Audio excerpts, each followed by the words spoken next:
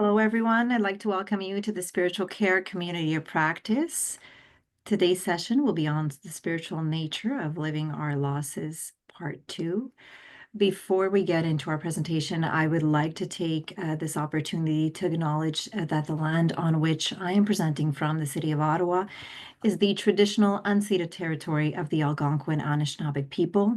I acknowledge the oppression of lands, cultures, and the original people in what we know now as Canada, and we are grateful to have the opportunity to be present in this territory.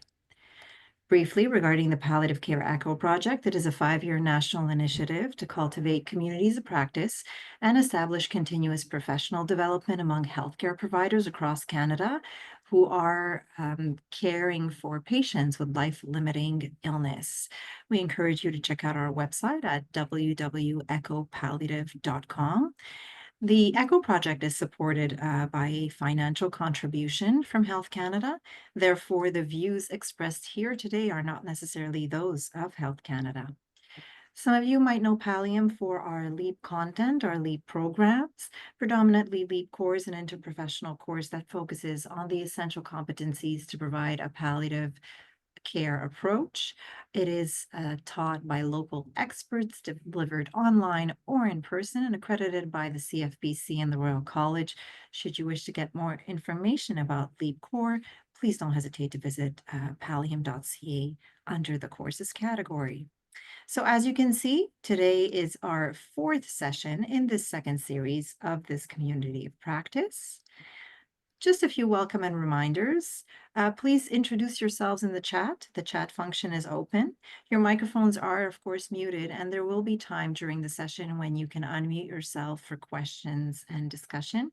We're going to leave the questions to be trickled into the Q&A. So if you hover at the bottom of your screen, you'll see a Q&A section. You may populate your questions in there, and we can address them towards the end of the session. Remember not to disclose any personal health information during the session, and the session is being recorded and will be emailed to all registrants within a week or so after the session. So Pallium Canada is a non-for-profit organization funded in part by Health Canada. We also generate funds to support operations and research and development from the sale of our pocketbook, as well as course registration fees to our LEAP courses. I myself, along with the presenter and the panelists, have the disclosures that you see in front of you, so I do not see anything standing out for disclosures. And just to let you know that the presenter today had total complete independent control over the content that you will see before you. Briefly, the introductions. My name is Diana Vince. I'm the Palliative Care ECHO Project Manager here at Pallium Canada. I will now briefly pass it along to our presenter, along with our panelists afterwards to introduce themselves. Go ahead, Angela. Thank you, Diana. I'm Angela King, and I am a certified spiritual care practitioner specializing in dementia care and education. I've worked in long-term care and acute care settings across Canada during my career in spiritual care. And I currently work at a hospital specializing in geriatric medicine, and I'm based in St. John, New Brunswick. I'm also a certified positive approach to care, independent trainer and consultant. I'm deeply invested in helping individuals experiencing brain change or living with a diagnosis of dementia and their care partners to protect the integrity of their relationships from the early stages until the end of life. Thank you. It's lovely to have you with us today, Angela. We're looking forward to the talk. I will now pass it along to Peter. I don't know if you're available to introduce yourself briefly. If you're not, because I do know one of our panelists is a little bit on the road, we'll pass it along to Oceana to introduce herself.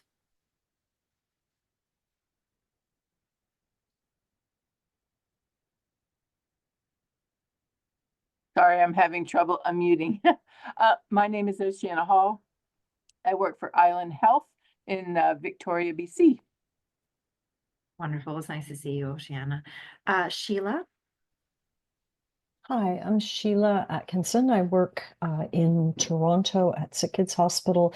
I work as a grief support coordinator, although my background, training, and practice and years of experience are within spiritual care practice and psychotherapy. Well, nice to see you again, Sheila. And Christine? Hello, I'm Christine Enfield. I'm in Edmonton, Alberta. I'm a spiritual health practitioner on the tertiary palliative care unit at the Grey Nuns Hospital. Wonderful. Nice to see you again, Christine. So without further wait, I will now pass it along to our presenter to continue with today's session. Thanks, Diana. This next slide, please. I want to begin by sharing the following quote by Pierre Teilhard de Chardin, a French Jesuit, a Catholic priest, a scientist, paleontologist, theologian, philosopher, and teacher. And he lived from 1881 to 1955. So he says this: we are not human beings having spiritual experiences. We are spiritual beings having human experiences. And what I usually add to this is that when I'm teaching is that what we are all experiencing is brain change. So today's topic is the spiritual nature of living our losses in the dementia experience or the dementia context. This means if we are all experiencing brain change, I want to share that when one person is experiencing brain change, everybody around that person, everyone around them is also experiencing dementia on some level or another. So today we're going to discuss the spiritual nature of living our losses in this dementia experience. And to do so, we need a basic understanding of brain change and its impact on human beings. Human beings have brain changes or experience brain changes when we are impatient or short-tempered, when we're hungry, when we're lacking sleep, and when we're stressed out. The bottom line is brain change affects our ability to function, and that's for everybody. The difference is that our brains return to normal with sustenance, with sleep, or deep relaxation. With dementia, a progression of chemical and structural changes in the brain prevents the brain's return to normal. Our next slide. Next, please. Thanks. So what is dementia, and how does it impact the spiritual nature of living our losses? This slide is part of my teaching curriculum that I share, and it was created by Teepa Snow and the Snow approach. She says dementia is an umbrella term. It's a syndrome, it's not a diagnosis. It's an umbrella term for a collection of symptoms characterized by functional and cognitive decline. There are approximately 120 different types of dementia diagnoses in play, but there may be as many as 200. Research is going on every time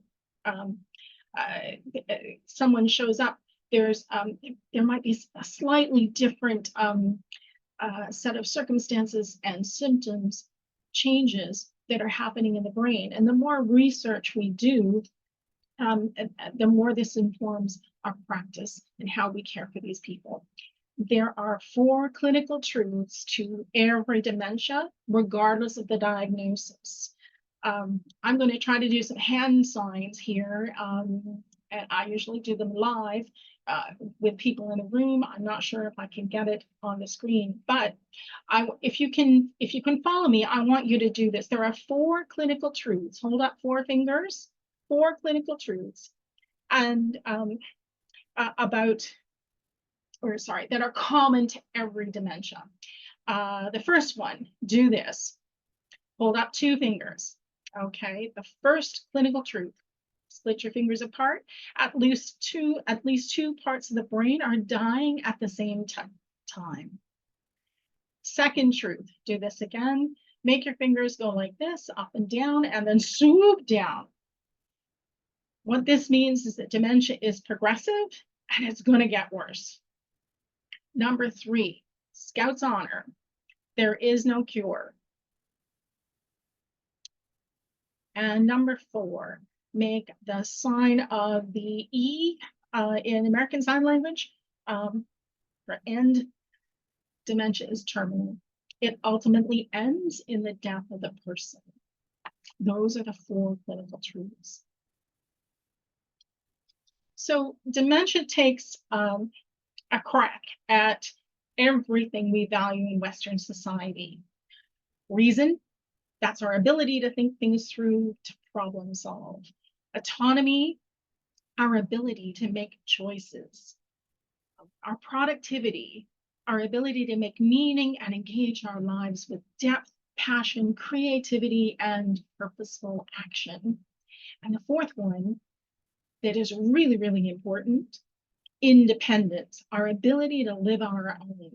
I know from talking with my patients, losing their independence just hits, cuts them to the quick. It's right, it hits them in the heart of who they are and their identity. And so it makes it really hard to when we start losing our independence. Actually, no. Sorry? Oh, okay. So this dementia umbrella, you can see from the slide, Alzheimer's is there, frontotemporal dementia, vascular dementias, Lewy body disease. Then there's long-term toxicity exposure, metabolic diseases, genetic syndromes, and a whole lot of acronyms. And as someone who has dyslexia, acronyms make me crazy, so I'm not going to take you through those, okay? Because I'm going to get them mixed up. I know this. But the important thing is that dementia is not a diagnosis, it's a collection of symptoms. Alzheimer's is a diagnosis. Vascular dementia is a diagnosis. It's a little bit like autoimmune diseases or arthritis. When someone says they have arthritis, well, there's a whole bunch to choose from. And if someone has an autoimmune disease, there's a whole bunch to choose from again, right? Diabetes is an autoimmune disease, but so is rheumatoid arthritis, so is lupus, and that kind of thing. Diana, next slide, please. So in simple terms, dementia equals brain failure, and brain failure equals changes. But dementia changes the brain, our relationships, our abilities, and our perception of time. Next slide, please. The most helpful definition of spirituality for today's presentation is from Horizon Healthwork, and that's the health authority within which I work, okay? We describe spirituality as someone's unique song. Spirituality then is all about relationships. And this is where it links, it really connects well with the work that I do with people living with dementia. Spirituality is all about relationships, our relationship with ourselves, with other people, with the natural world around us, with nature, and with the God of our understanding, whether that is universe, higher power, goddess, whatever way in which the divine speaks to them or to you. So dementia changes how we engage with the world through our relationships with ourselves, others, nature, and the God of our understanding. As care partners, we are experiencing the loss of our relationship with the person we love most in the world. And so people will often say to me, this isn't fair. And I want my mom back. I want my dad back. I want my husband back. I want my wife back. I want my sister, my brother, my best friend back. Next slide. You want what you can't have, and they can't be who they used to be. This is grief. At its heart, this is grief. You want what you can't have, and they can't be who they used to be, but you want the relationship back. This is the lament of the soul, the cry of the human spirit.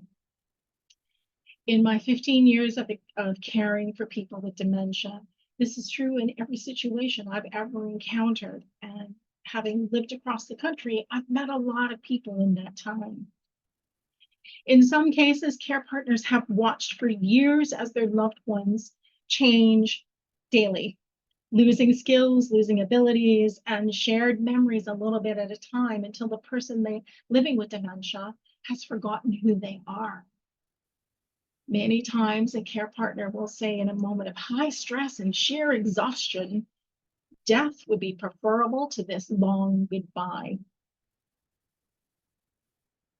Death would be preferable to this long goodbye. The long, drawn-out journey of loss after loss after loss. When you're in it, it feels like it's never going to end. But when someone says this, it's quickly followed by intense feelings of guilt, shame, remorse, or even horror that they are wishing death upon the person they love most in the world. It's heartbreaking to hear those cries. The listener mustn't judge or condemn the care partner in this vulnerable moment. Their suffering is real and not imagined. Slide 7, please. Next slide. Barbara Carnes, an RN and an award-winning end-of-life educator and hospice pioneer on the West Coast, I believe, shares her understanding of grief. And she says this: grief for a person living with dementia holds us in place, prevents us from moving on, from rebuilding. Every day we are reminded just by being in their presence what we have lost and are still losing. Grief is different when your loved one has dementia. Grief is continuous in dementia until the end of life. When a loved one dies, most people feel nothing at all at the time, or they experience a great sense of relief. And then they tumble into guilt, remorse, or depression because they're experiencing that sense of relief. Most will say to me, I lost my loved one a long time ago, but they're dealing with a lot of powerful emotions after the person has died. Next slide. So letting go versus giving up. I run a care partner support series for the families of the inpatients at my hospital. And I have adapted and tweaked this thing quite a bit. And in working with those families, this is the hardest question, is letting go versus giving up. And when are we doing that? And it's very difficult to move through this. So we spend several weeks touching on this topic and trying to help one another move forward. So as a spiritual care practitioner, and for those of you who are in this field, you know what I mean when I say we have to create a safe environment for the care partners to name their feelings and share their losses. So often they tell me, I don't have anybody to talk to. Nobody understands. I can't even say anything at church because they think I'm a bad person for feeling this way. So creating a safe space for whatever they say is absolutely essential. So I'm in my groups that I provide here at the hospital. I also provide the emotional support and education about dementia, because I believe both understanding and accepting a dementia diagnosis make it possible for the care partners to reframe their experience of loss by shifting into a things are changing stance. Things might be changing rapidly, but things are changing, rather than seeing everything as loss. It's a small tweak in the language we use to talk about what's happening, but it is brain change. It's exactly what's happening. So instead of grieving or loss repeatedly, we learn how to support what the person living with dementia can still do. We come into partnership with them, and we learn how to change ourselves so that we can come alongside them and support them. We also know that We must not assume that everybody grieves in the same way. Everyone on this call knows that. We know this at our heart. It's also important to recognize that your loved one living with dementia may not be grieving right now, and yet you remain absolutely devastated, gutted by the grief that you're experiencing. Because you're focusing only on the losses, you will miss beautiful moments of deep connection, love, and joy. Let me share this story. It was a little tricky trying to pick the best story to demonstrate what grief is like for us. But I think that this one that I'm going to share is really profound. It stayed with me for years. And it's about my friend Peter. Peter was a retired Anglican priest. A parishioner and a lifelong friend of Peter's had suffered from Parkinson's disease for many years. These guys raised their families together. Kindergarten, Boy Scouts, Girl Guides, and sports teams, after-school activities, summer Bible camps, vacations, church committees, school proms, graduation, university, marriages, funerals, the births of grandchildren, and even great-grandchildren. There was no part of each other's lives that they didn't know about. And their bond of friendship was profoundly strong. Eventually, Peter's friend was admitted to long-term care. And while living there, he developed Parkinson's-related dementia and was confined to a brooded chair. He was unable to move, dress, eat, or drink without assistance. And he lost his ability to speak. Just think about that. Peter faithfully visited his friend each week, bringing Holy Communion, but he began to wonder if his friend was really still in there. You know, is he in there? He would ask. And he asked me what to do.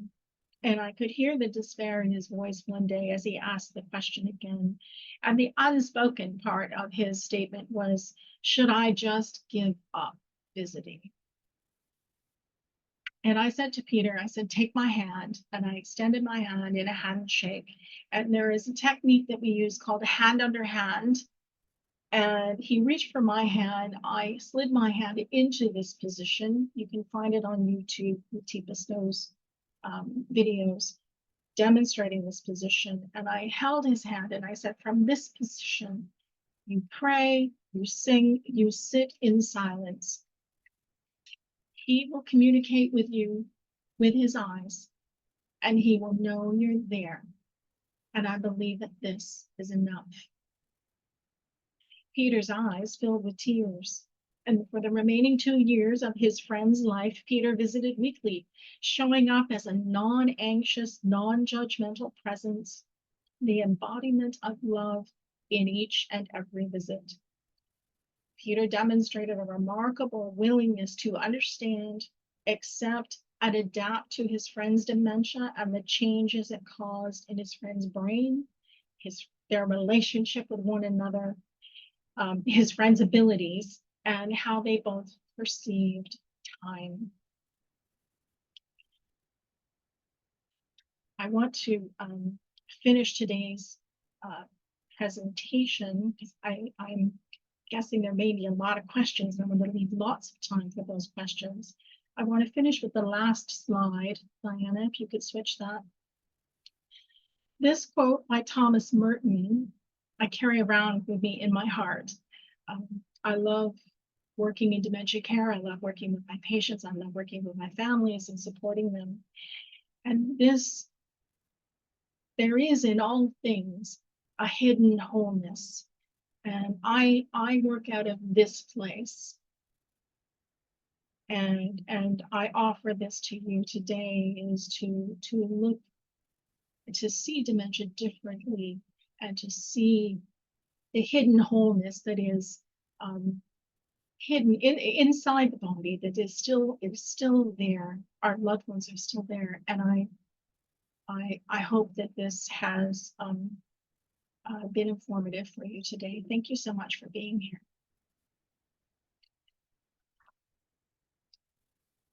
Thank you so much, Angela, for such a moving and comprehensive talk. I do open it up to, of course, our participants that have joined us today. If you have any questions, I don't see anything in the Q&A just yet. I invite anybody to, raise your hand, unmute yourselves and speak freely. Or even our panelists. I know everybody must be a little bit in a reflective state at the moment.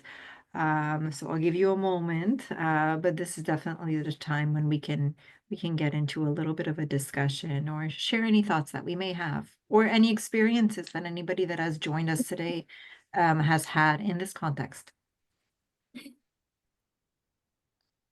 Hello, I'm so sorry. I'm on my phone and I can't see the raise the hand, but my name's Patricia.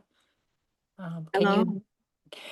That was so moving and very powerful. Thank you so much. Thank you. Um, I just have a question. I missed that part. I really thought that was such a beautiful strategy with the hand. And I'm wondering, you said something where I could find that on YouTube. I thought that was quite beautiful. Oh, thank you. It's a hand under hand technique. That's what it's called, hand under hand. It was created by Teepa Snow, who was my teacher and mentor. She created Positive Approach to Care and the Snow approach. So if you YouTube her, she has podcasts, she has a website that offers all kinds of courses, and you can just Google hand under hand, and it will come up. And it's a way of holding hands. If you do a handshake with someone, they can squeeze your hand and then cause you a lot of pain. What happens in a hand under hand is that it's like your thumbs in a handshake join like this, and you make this bird shape, right? And now I can't do it with no one else here in my office, but if it kind of looks like this, and then as the care partner, my hand goes underneath and I support the other person's hand. That means their strength fingers won't hurt my fingers. Their manipulator skill fingers are free to move around, and the palms touch, and the palms, that pressure is really comforting. And I use this with everybody I'm talking to, whether they have dementia or not, because when somebody is grieving, you hold their hand. It's a beautiful way to comfort them without actually having to get too far into their personal space if they need a little more. So it's called hand under hand technique. It's a registered trademark of Teepa Snow, and it's really easily accessible when you do a Google search. I use it all the time. Thank you. I'm very interested, but I'm cognizant of time of that work, that training, the slides you showed, and what that looks like. That organization, whatever you called it. I'm sorry. I'm having a moment of that. Positive approach to care. Yes, yes. Thank you. No problem. We also have Amna who has her hand up. Amna, go ahead. Yes, hello. Thank you. My name is Anna. I work at St. Joseph's Hamilton as a spiritual care provider. And one of my units is the alternative level of care, where I do see a lot of the geriatric population. And my heart breaks, and I support them as best as I can. But I just have to quickly share with you all that I'm triggered every time, because dementia runs in my own family. And my uncle, who's only 1 year older than my dad, died when he was 71. This was 4 years ago. And he was an army man. So when I was much younger, he became a major. And my family last name is Butt, B-U-T-T. So I'm like, oh, congratulations, Major Butt. And that became sort of like a family joke between me and him. And later he became a colonel, but I always refer to him as Major Butt. And then when he had dementia, I would go to his home and greet him. And I'm like, oh, how are you, Major Butt? And then, there's no recollection. There's nothing. Like, there was that initial spark for a second, and then it'd be gone so fast. And like that was so heartbreaking for me, that, you know, all my life, that I had this special relationship with him of humor, like we joked, and then that was not there anymore. But it's not just that that was not there, he was not there anymore. Like his body was there, but like he was not there. So then I feel like I'm triggered every time I see my dementia patients, and I feel their families grief, you know, and I cannot understand what the patient themselves must be feeling, not recognizing their loved ones, their family. But like there's that initial spark. I always acknowledge that spark for families. So I don't know what else. There was no question in there. There was just that sharing. Thank you so much for sharing your own personal story. Before I respond to it, call me, send me an email. We can talk more, okay? Thank you. Because I can't address everything in the time that we have, and it's deeply personal to you. But I want to thank you for your vulnerability and for sharing this, because I see this all the day, like every day, all the time. And I have to be honest, I get triggered by some of my patients. And so I need to know who my go-to person is, who it is I can trust, who has an understanding of what's going on with dementia, and that I can say, I'm triggered, and help me work through this. It's not easy to find that safe person when you're the professional in the room. The part about you raised a question about it must be so hard for the person with dementia to lose all of this stuff. Well, that's a whole other presentation that I shared with Diana and everybody else, because dementia is so you meet one person with dementia, and then the next person is different, and the next person is different, the next person. So it's never the same twice. And people fluctuate in their disease, so that people change from moment to moment. It's there and it's gone. I've had these great theological discussions with retired Anglican priests and or Baptist ministers and whatnot, and then they'll turn to me and say, "And who are you again?" Because it's gone, right? So there are moments of connection. So all of my vision for the work that I do is to help people protect the integrity of their relationship with their loved one who's experiencing brain change or living with a diagnosis of dementia from the earliest stages until the end of life.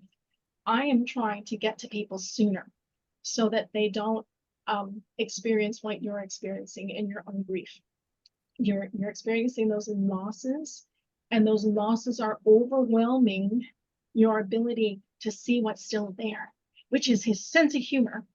And you have to be able to connect with that moment by moment, and you have to tap dance. Literally, you have to be on your feet and very aware of those moments of connection. If you're distracted, disoriented, or upset, you're going to miss those moments because they literally zip by. And it's heartbreaking. So part of what I do is help people slow down enough that they don't miss those moments of connection. They're going to be out of order. It's not going to be a chronological timeline. They're going to move in and out. Their perception of time is very different from ours. So someone will say to their daughter, "Where were you? I haven't seen you in months." And this daughter faithfully attends every afternoon and never misses. Sheer exhaustion, you know. So part of what I try to encourage is people to just live in the moment. It's the biggest lesson I have learned in 15 years of working with people with dementia is how to live in the moment, how to be present. I'm not very good at that. I either dwell in the past and ruminate, or I'm freaking out about what's coming next. And so it's a daily practice of learning how to live in the moment. And my dementia patients do that for me more than anything else I've ever tried. My dementia patients have taught me the best lessons, or the most important lessons, about being present in my life in the moment. I hope that helps, Anna. But call me or email. We can definitely also, Angela, of course, with your permission, share in our follow-up email to all the participants, we can share your contact information if you'd like. I have to agree with you, and I'm so glad you shed some light on the time perception piece because it's something that I've noticed too. So it is very, very present. Does anybody else have anything to share or a question? But feel free to share a story, right? That's what this is all about. We're here to exchange experiences among each other.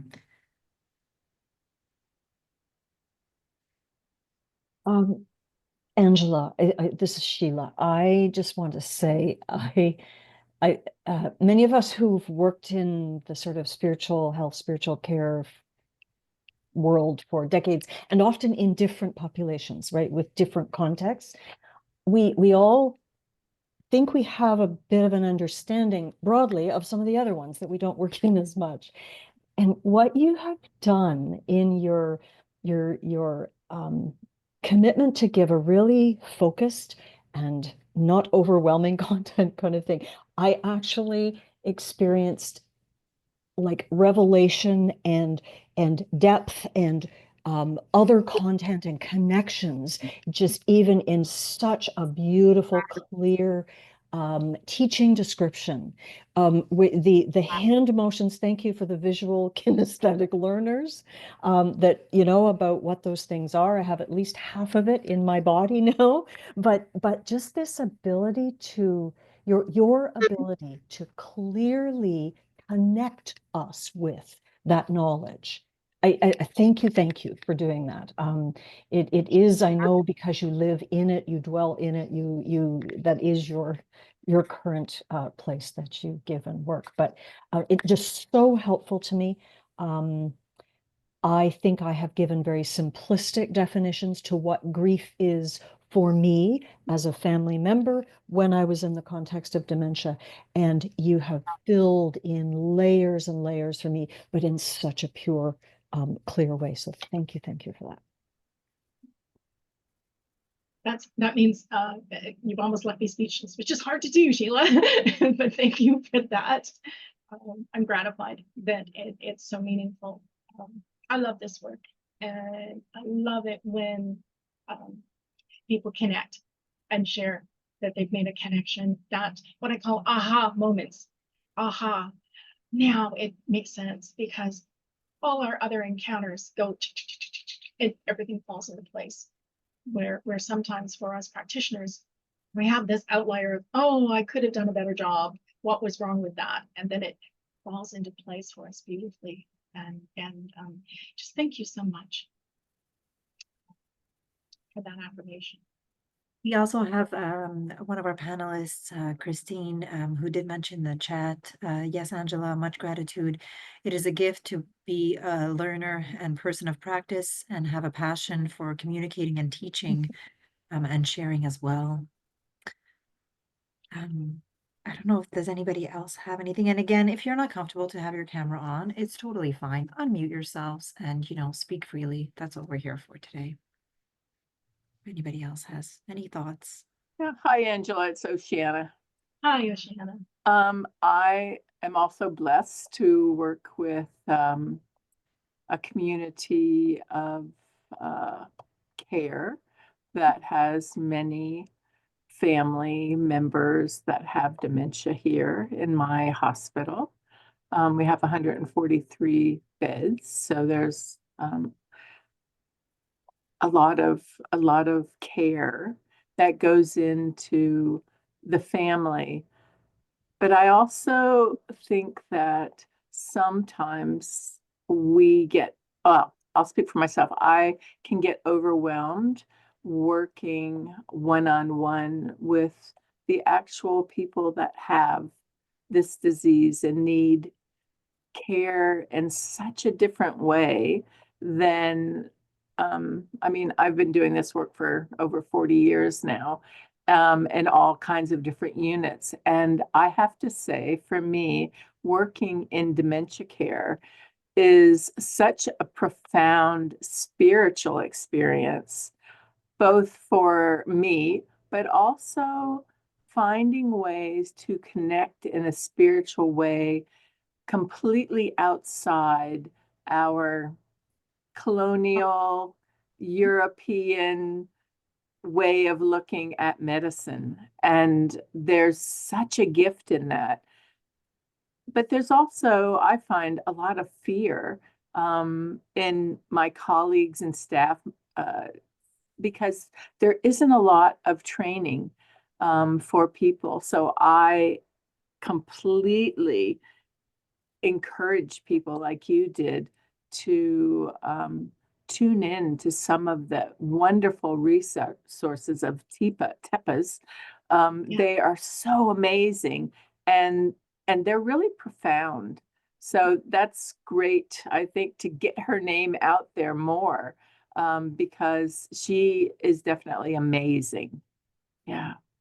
So thank you so much. This has been a beautiful, profound, spiritual presentation. Thank It's you. just beautiful. Thank you. Thank you so much. I'll just say about TEPA, there's lots of coursework, paid work, and I've taken those courses, but she has a podcast. There's like 263 episodes. They're less than 15 minutes a piece. There's a lot of free stuff available, and so you can just grab bits and pieces when you need it. And you don't have to take on the commitment I did, but this is, for me, this work is life-giving. So I made that commitment. When you spoke about being overwhelmed, Luciana, it boils down to relationship. And sometimes when we come in and we want to help and we want to fix things, we want to do these things, we know all of this, and we can't, then what happens is we get sensory overload. And Amna was referring to this as well. And in my experience of it, as someone who has a neurodivergent brain and becomes overwhelmed very, very easily, unless I take steps to manage my overwhelm, it's essential to learn how to manage that overwhelm and realize that you're getting bombarded with visual, auditory, sensory, like touch sensations and smells, and maybe, taste and definitely smells, while you're trying to deal with someone who is upset or anxious or pacing or yelling or kicking and biting and different kinds of things. That's sensory overload, and you must withdraw a little bit, take a step back and say, oh, what is this triggering in me? And maybe I just need to go and have a cup of coffee or a cup of tea or just do some meditation or something. So the sensory overwhelm that we experience is very real.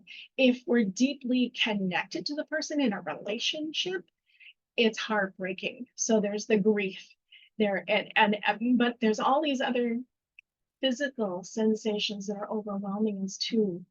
And even being in it 40 years or 30 years or whatever, those are powerful messages to pay attention to. So if you work on yourself, then going into it, you can tell when you need to step away, and it's okay to step away because they're not going to miss you. You just come back and you start again. The relationship is brand new every time I walk in there. I never rely on the fact that someone has known me for 3 years and today they're going to still remember me. Every time I meet them, I use a positive approach. I have techniques to greet them as if for the very first time. And I connect in like 6 seconds or less. I build that connection. I have a succession of new friends every day because nobody remembers who I am. But their sense when they're with me is that this person, I don't know who she is, but I feel very comfortable. I feel very safe. I must know. And I gauge their response, or actually their response tells me, are they comfortable? Are they feeling safe? Can we do this? Or is it time to go for a walk? Is it time to close the door and let them be and let them rest? And I'll even ask them, are you ready? Do you want to have a rest? Do you want to have a nap? I think I'm ready for a nap.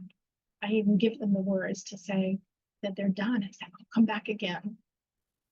And so the relationship piece is so important because it's brand new every time you see them. regardless if it's one day to the next or one morning, I see them at 9 and then I see them at 11, I see them at 12. And then some of them will surprise me and say, oh, is it church day today? If I show up on the unit on a day other than church day, how do they remember that? I don't know. Just say, oh, I'm making an extra visit.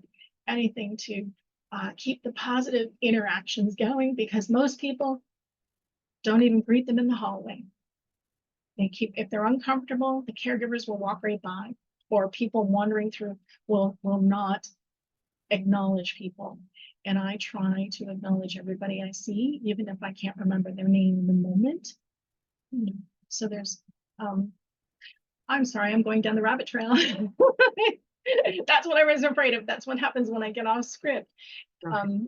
But is that helpful, Oceana? Yeah. Okay. Yeah, absolutely. And I think knowing when to step back is probably one of the most important lessons. You have my permission to step back. Yes, that's right. Yeah. I love it. Thank you. Okay. Looks like Christine has a question. Hello there.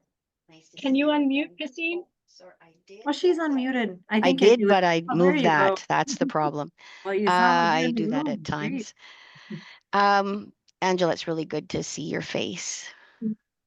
Thank you. Good to see you again. I am curious about the education group that you have for family and friends of residents.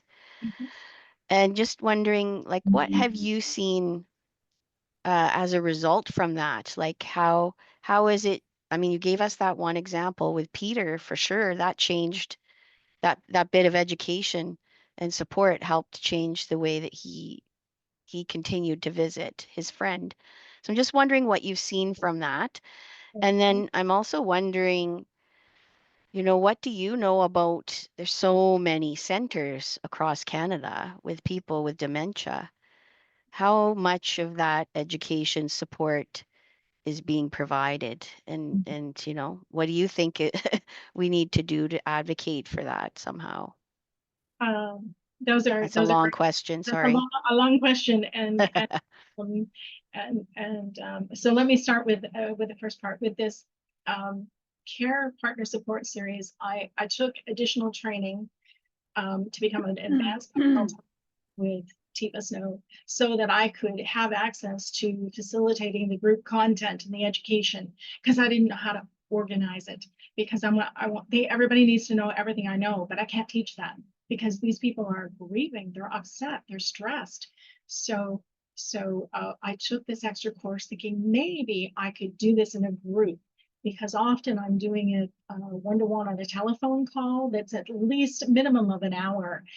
And sometimes after a couple of phone calls, then I can start to teach a person a little bit more, give them ideas how to change what they're doing. But after taking the course and realizing that I'm having the same conversations with every family member that I talk to, whether it's a husband, a wife, an adult child, or a best friend, or even the local clergy, I thought, well, let's try this group in a face-to-face session rather than a virtual, and see if I can adapt my content to meet their needs in the moment. So it's actually called Chat with the Chaplain. Okay. Chat stands for Caring Hearts and Thoughts. So this is not a religious program. This is because I have the dementia education behind me. So Chat with the Chaplain. I wrote a letter, invited people to come. My first group had 6. Sometimes my group gets as large as 10, but the first group came in and I said, this is once a month. How can I, at the end of the group, at the end of the time together, everybody was excited, and they said, I said, how can I help support you going forward? What do you want to do? All of them looked at each other, and then they turned to me as one and said, can we meet next week? So this once a month drop-in actually was an experiment, and it became an 11-week program that took us right up to Christmas. And then most of those people came back in January. And I'm like, okay, I can add more content on my own and pull it together and go deeper with our reflections and the teaching. And that group has actually morphed a bit. we've lost two families because their loved ones died. Okay. And another family because they moved from transitional care to nursing home. So they left our hospital and went to their home. So what people have said in this group, because I asked them, because I needed to report back on how this was doing. They reflected on their experience of that 11-week program before Christmas, and they said this: meeting together has made me feel less alone. Our circumstances are so different, but we have common ground. They're actually meeting each other. Their families are encountering each other on their units, right? And they're not having conversations because they're too caught up in what's going on with their loved one. But in the group, they're able to get to know each other. Someone said, I'm learning so much from being a part of this group. Another person said, I don't have anybody to talk to. This group is my therapy because nobody understands dementia. Another one that was really meaningful for me was, I have more compassion for my wife now that I have a better understanding of what's happening to her. I'm less impatient with her. And it was pretty powerful. These are people who are, they are over 70 and they're attending this group. Okay, these are not 25-year-olds doing more education. These are people saying, I need help. And so that's a very powerful endorsement of this process. So it's not a grief group, it's education and support, because the education piece is really, really important to me, and it's making a difference in people's lives. To Christine, to address the other piece, there's so much out there about dementia, but not all of it is always helpful at the time it lands in your inbox, right? Family members will say to me, oh gosh, somebody just handed me more stuff to read. It's like, I can't read. I can't even think. When you want me to read something, my loved one just ended up here, because they don't end up here because they're doing well. They end up here because they are in crisis and they're here for an assessment. And so it's really important not to overwhelm them. And that's why, as spiritual care practitioners, listen to the grief, listen to the anger, listen to the frustration, the overwhelm, and let it all tumble out. When people get here, their loved one gets here and is starting to settle down, I will talk to somebody and I ask this question, how are you doing? And they burst into tears. Man or woman, burst into tears and tell me what it's like. It's very hard for them. And then so they tell me the story up until the emergency admission. But nobody has heard what's happened in the 3 weeks that they've been living alone and their partner has been in here. So then I have to listen to the story from the beginning, and now that all the changes that they're encountering, because now they're home alone. Now they're coming in every day to visit. And so it's a lot of overwhelm for these folks. They're not ready to understand dementia from a scientific point of view or a medical point of view. They don't want to know what medications will work or not work. They want somebody to fix this, and yet they're not ready to hear that this is a terminal illness. So it's a little bit of a dance in sharing and helping people move along, so they move through their grief to a point where they can see not loss, but brain changes. And if you see brain changes, they say, okay, all these things are gone, but what's left? And I can teach you how to work with what's left. And when I do that, I empower people. They forget all about me. They're back into the relationship, and their loved one is still there, a bit different, but still there. And so it's really powerful. I've seen powerful changes. I wish I could clone myself and be everywhere at once, because this education needs to be in the nursing homes. I can teach you how to do stuff. I can teach you how to change and be a better provider and a better family member in that you're focusing on the right things. I can't teach you how to care. I can't teach you how to care. Mm-hmm. So I have to let go of that. Actually, not part of my personality to let something go. I have to work at that. Sheila, do you have a question? I don't know if there are other questions in Diana, but Yeah, just check if there's any other participants. Questions? I had this kind of connective flash way early in your presentation around this quote. You want what you can't have, and they can't be who they used to be. And what I was doing, because my world and my context are very, very different, working with parents whose child, like young children and teens, have died. And I thought to myself, like this popped out, and I thought, this might fit in our next parents' grieving group on Zoom, because metaphorically and non-literally, that is exactly what many, many kinds of grief are. You want what you can't have, and they can't be who they used to be, except that when your child has died, it's like they can't be because they aren't in the same way, et cetera, et cetera, et cetera. And then Yeah. you just said something at the very end. You said, I try to help them see what's left and work with what's left. And again, my strings of sort of invisible strings of connection took me back to that same place, right? That actually, and I know that our audience is usually very broad and diverse in terms of context and perspective, role, like who we are in the stories. But I just feel like that is such powerful, powerful messaging when you pull it out of the specific and you bring it back to this umbrella of these are the themes of, these are the songs of the heart, right? These are the things that happen to all the people that we care for. What I really appreciate, just to round back, is you gave us a very particular context, and it brought forth wisdoms that are universal wisdoms, but it really gave us a different focus. And I'm so appreciative of that, just as one of the longtime panel people in this, that you took us to a different world. You took us to a different neighborhood, right? And gave us heart stuff. Yeah. Yeah. thank you so much. Thank you so much, Sheila. I'd like to take the opportunity to thank you, Angela, for joining us today and having this talk. It definitely has left me to have a lot to think about as well.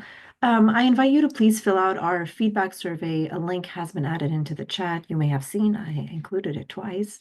A recording of the session will be emailed to all registrants within the next week or so. We do ask that you join us for our next session, which will be held on February 18th, 2025 from 1 to 2 p.m. It will be on the topic of spirituality of grief and bereavement. Once again, I'd like to thank our presenters, our panelists that have joined us today, and all of you participants that are loyal to attending these sessions. Thank you so much, everyone.